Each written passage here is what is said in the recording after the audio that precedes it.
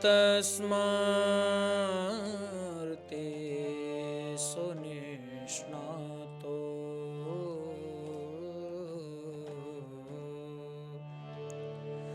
द्वितीय इव भास्करः।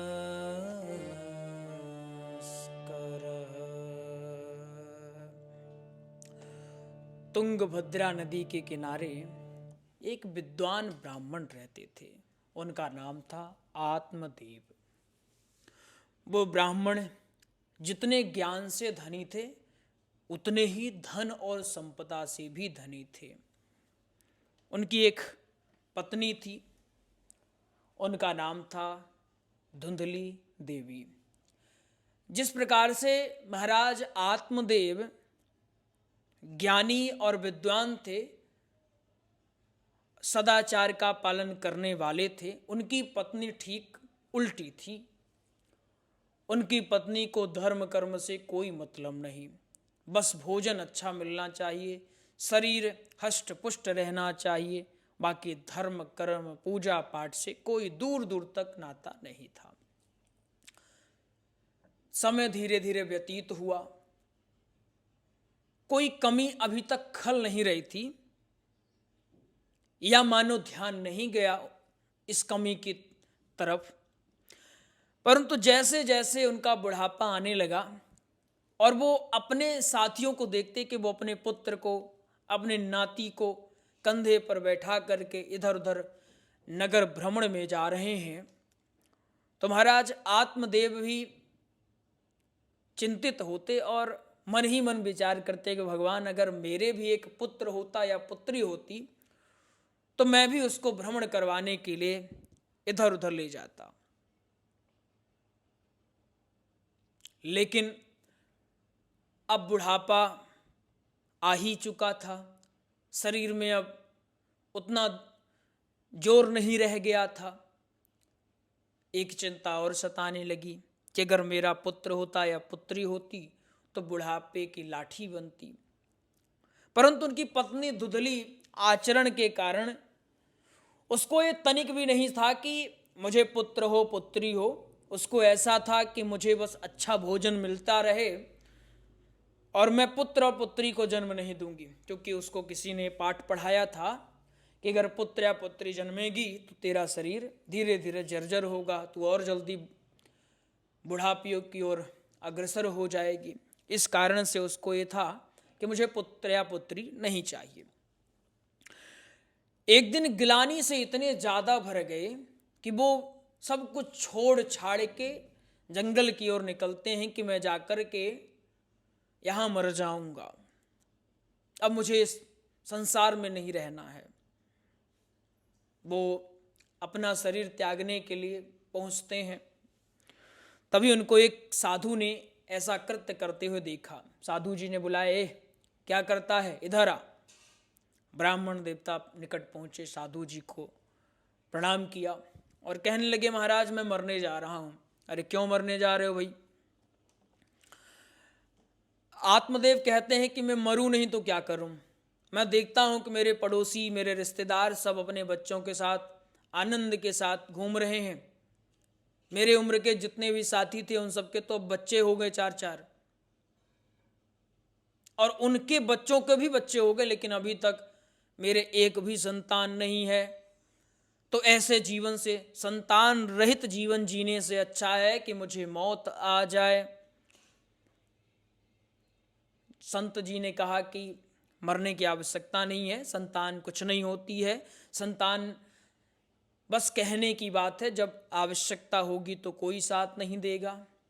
ब्राह्मण देवता ने कहा, देखिए महाराज ऐसा है कि ज्ञान का भंडार मेरे पास है, मैं तो नहीं कहता, लेकिन मेरे पड़ोसी कहते हैं कि आत्मदेव बड़े ज्ञानी हो तुम, इसलिए महाराज आपकी बड़ी कृपा होगी अगर आप मुझे ज्ञान न दे करके मेरी समस्या का समाधान करेंगे।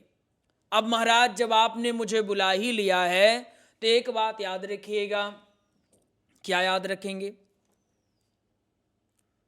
आपने मुझसे पूछा कि मैं यहां पर मरने आया हूं और मैंने आपको सारा वृत्तांत सुना दिया। अब अगर आप मेरी समस्या का समाधान नहीं करते, मैं अपने शरीर का त्याग कर देता हूं, तो इस पाप का भागीदार आप ही लगेंगे। ब्राह्मण हत्या का दोष आपके सर ही मढ़ा जाएगा, इसका पाप आपको ही मिलेगा। और ब्राह्मण हत्या, गौ हत्या, ये ऐसे अपराध हैं कि इनका कितना भी प्रायश्चित कर लिया जाए, समाधान नहीं होता है। सन्यासी ने फिर समझाया। क्या समझाया? मंचा ज्ञानम प्रजारूपम बलिष्ठा कर्मणो गति विवेकम तु समासाद्य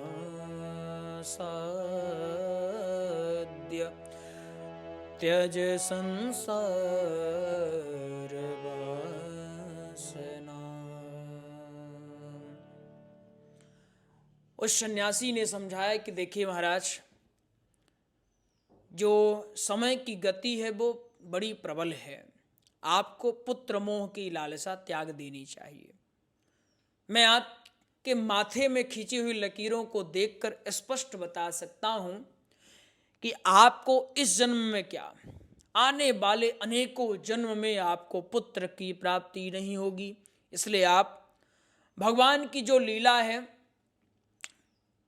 उसको स्वीकार करें और पुत्र मोह की लालसा को त्याग दें। त्यज संसार वासना। अब इस संसार के मोह को शीघ्र, अति शीघ्र त्याग दें, अन्यथा यह आपके लिए भारी पड़ सकता है। क्योंकि कर्म की गति कैसी है? बलिष्ठ है। बलिष्ठा कर्मणो गति। इसलिए आपको पुत्र मोह की लालसा को शीघ्र, अति शीघ्र त्याग देना चाहिए। ब्राह्मण देवता अब इस बार कहे कि महाराज, अब मुझे मरने की आज्ञा दीजिए, मैं अब यहां नहीं रहना चाहता हूं। सन्यासी समझ गए कि अभी इसके सर पर बच्चे का भूत सवार है, और जब तक ये बच्चा नहीं प्राप्त कर लेगा तब तक ये मेरा पिंड छोड़ने वाला नहीं है। कहते हैं चल मर मत, मैं तेरे लिए कोई उपाय कर देता हूं। एक फल अभिमंत्रित किए और अपनी पत्नी को देने के लिए निर्देशित कर दिया।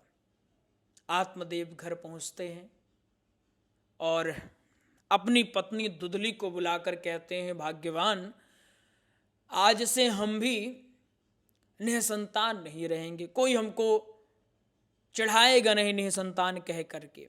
अब तुम भी माता बनने वाली हो। एक सन्यासी ने फल दिया है और उनने कहा है कि अगर इस फल को पा लिया जाए और कुछ नियम हैं, अगर उन नियमों में चला जाए तो अच्छे पुत्र की प्राप्ति अवश्य होगी। हम कल की कथा में सुनेंगे क्या माता दुदली ने खाया फल या नहीं खाया। नहीं खाया तो क्यों नहीं खाया, बाकी की चीज़ें हम कल समझेंगे। आप लोग अध्ययन करें। जय सिया राम। राधे राधे।